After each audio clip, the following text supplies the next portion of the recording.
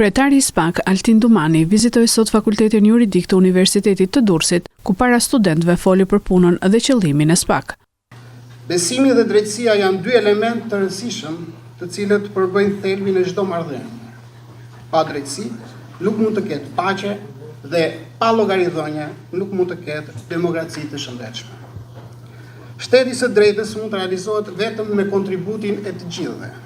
Dhe ne po përpiqemi të garantojmë që ligji të lexohet njësoj, pa privilegjuar disa dhe harruar disa të tjerë.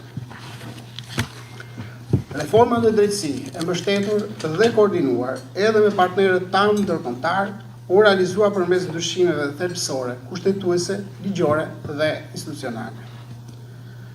Qëllimi i kësaj reforme është rritja e pavarësisë së sistemit, veçanërisht nga ndikimi politik dhe çlirimi i tij nga korrupsioni dhe paaftësia.